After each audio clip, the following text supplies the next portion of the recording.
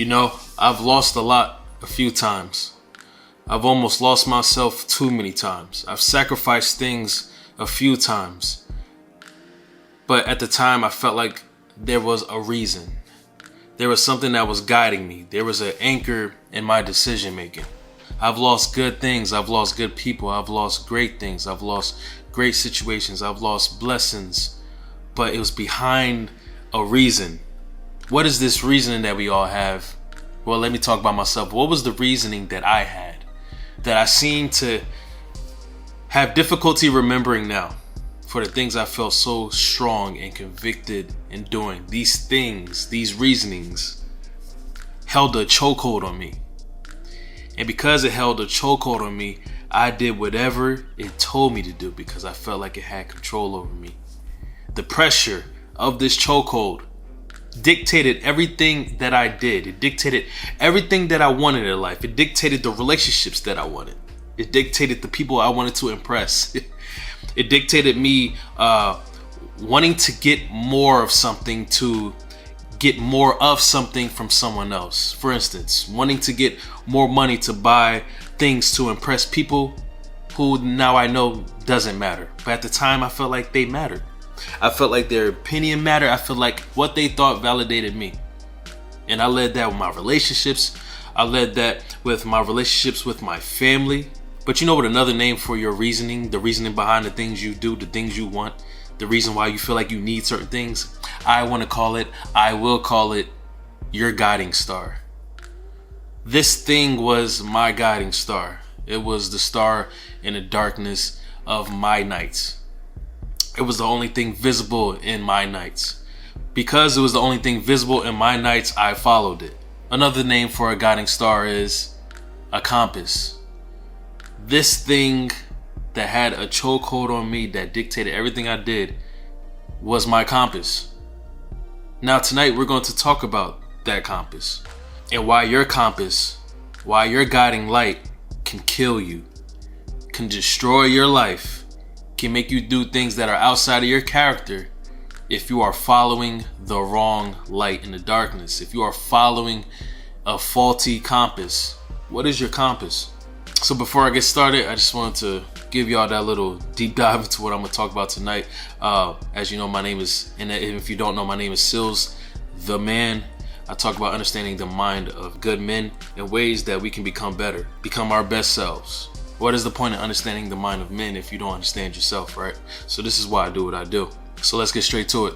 What is a compass, right? What is a compass, Sealz? What do you mean by compass? What is a guiding light? What are we talking about? Jesus in Nazareth when he was born? Like, no, I'm not talking about that. I'm talking about the thing that has a chokehold on you. The thing that is invisible but has a grasp on your neck that is just swinging you from left to right, pushing you into a certain direction, pushing you north, south, east, west. You feel like you have no control. You feel hopeless because this thing, this reasoning, your guiding light, your compass is making you feel like you're forced to do certain things, right? Now, when I said that, what is the first thing that popped in your head? All right, so that's the thing we need to work on. That's the thing we need to evaluate. If that thing isn't healthy, if that thing isn't pushing you in the right direction, if that thing is holding you back and you know it's holding you back, then we need to evaluate that. We need to work on that. So that's what we're going to talk about tonight. So I'll tell you, I'll get personal. I'll tell you, because I talk about myself. I feel like I have no business talking about other people's businesses, especially if I'm not talking about my own business. Because I'm going to talk about myself before I talk about anybody else. So I'm going to tell you right now, my guiding light, my compass used to be showing that I had value. It used to be wanting to feel loved. Back then I didn't know how to express that. I just want to be loved, man. Like, I just want to be valued. So I would do whatever it took to make people love me. I would do whatever it took to show this value that I had, to showcase myself, to prove and to impress to you that, hey, you need me in your life. You want me. You want me to be in your circle. I got value. I'm showing you I got value. I want to show you how valuable I am. And I'm going to do whatever it takes, even in sacrificing my real self, to show you a version of myself that you will like. I'm going to do whatever it takes to show you that you need me. And I held on to this compass. I held on and I followed this guiding light in my nights for so much of my life. And you would think like, hey, Sealz, the amount of confidence that you speak with now, the amount of confidence that you have now, the way you're able to express yourself now, I'm surprised. A lot of people say that when I tell them this story, and you might be thinking that too. But trust and believe, I was not always like this. It took a lot for me to get to this point in my life, and I'm still working on myself. But to get back what I'm trying to say, I wanted to be loved. I wanted to be valued, and I wanted to be wanted. And I'm not just talking about relationships. I'm talking about friendships too. I was trying to be friends with people who I had no business being friends with, because I knew they had high value and that people saw them as important. So I wanted to be part of that, man. I wanted to bask in that light. So I tried to show myself. I tried to prove myself to people who I had no business with, and I ended up in situations that I had no business being in. I did things that was outside of myself. I did things that was outside of my character. I changed my character to become someone else's favorite character. In relationships, I did things, I pressured myself, I molded myself so that my girl, my lady at the time, would love me. But it wasn't me. It wasn't me at all. Outside, I was this version of something that they dreamed about. I would ask women questions like, hey, what do you look for in a man? What is your dream man? What does he look like? What does he smell like? What does he say? And I would ask these questions to hear their answers so that I could mold myself, that I could transform myself to become this person of their dreams so that they will want me. And I've been like this for so long, and now that I think about it, I don't understand why I did, but it took maturity, it took healing, it took blessings for me to realize that now. But back in that time, I was unhealed. You know what I'm saying? So I did things to feel wanted because that was my compass. That was my guiding light, to be wanted. And going outside of me, I remember I would see people do things, and I still see people do things now. And I know these people. Like I know these people, and they're doing these things. They're talking a certain way. They're going outside of their character. They're going outside of the things they believe in. They go in church on Sundays and they do all these crazy things during the weekdays to be someone else's dream, be in someone else's favor, for other people to like them. And it hurts my heart because I was there.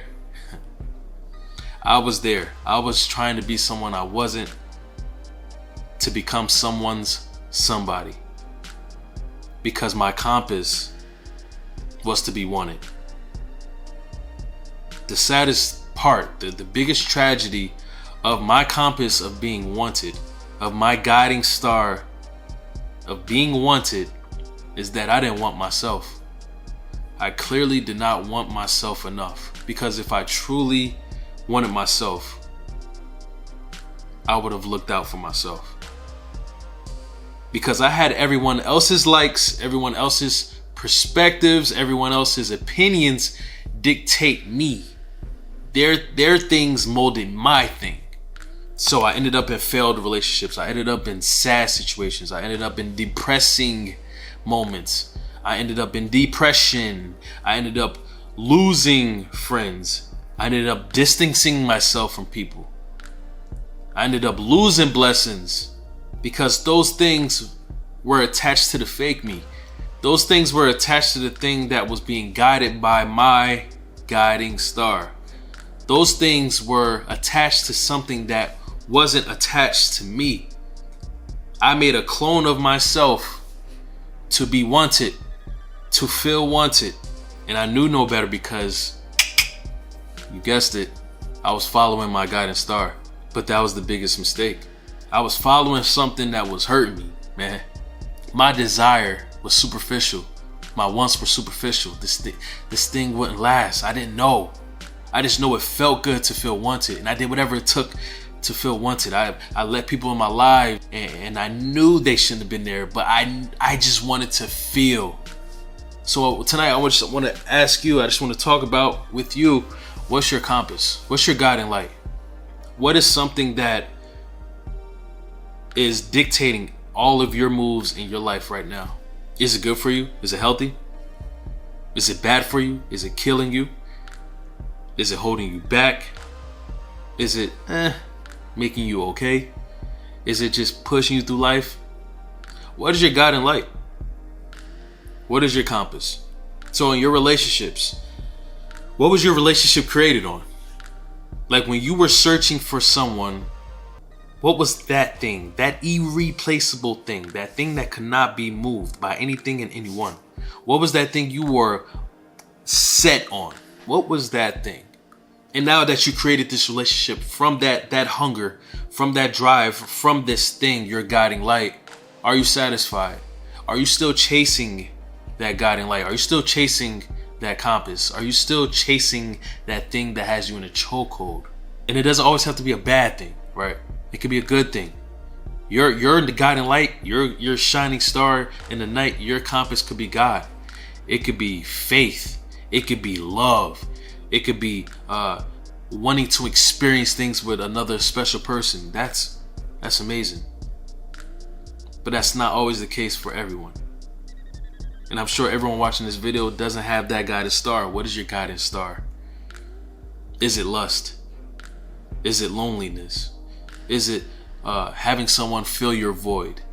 What is your guiding star in your friendships? Is it the attention that you're getting? Is it the want to feel special? Is your friendships a platform to show out? What is the thing that drives you? You can also apply this to the thing I usually talk about in understanding the mind of men. Your compass, your guiding star will guide you towards the men that you are looking for. Now, is that a good thing or a bad thing? Based on your star, based on your compass, you tell me. Because I can tell you everything that I possibly know about men, good men, bad men. I could tell you all the things to look out for. I could tell you all the things to cherish. I could tell you all the things to question. I could tell you all the things to appreciate in your guy. But if your guiding star is a false star, then you're going to look for exactly that. If your guiding star is leading you astray, if your guiding star is damaging you, if your guiding star is killing you, you're going to look for a man who's going to do exactly the same thing. Because that is your drive. That is your compass. Now you're looking for an answer or a solution in this man that you found through your guiding star, through your compass, not knowing that he's the result of your superficial wants, your superficial desires. He is literally driving you into more darkness. But you think he's the solution because that's what you've been following this whole time. That's what you want so bad. That is what's driving you. Tonight, I just want us to think about, me included, the things that drives us every single day, the things that drives our thoughts, the things that make us talk a certain way, the things that drives our humanly desires. Are they good for us? Are they healthy? Can they be worked on? Can they be tweaked? Can they be updated? Are they abiding by the things we believe in? I want to start off 2023 checking ourselves. This is not a New Year's resolution video. This is a life resolution video. Because your guiding star, your compass cannot be capsulated into a year. This is a thing you should be doing forever, for the rest of your days. What is your guiding star? What are you following? Because if you say you believe in a high power, but you following a low vibrational man, what are you truly doing? I mean, if you say you believe in yourself, but you create a copy of yourself to impress others, what are we doing? If you say you love yourself, but you letting other things and other people take advantage of you, what are we doing? So as you sit here tonight, just remember, The night is full of darkness, but it always exposes who we truly are. And that's okay. That's what's most beautiful about it, because you get to face yourself. So I hope when the sun comes up, you are a totally different person, and I hope this every single day for the rest of 2003 and beyond. What is your guiding star? What is your compass? What is dictating your life?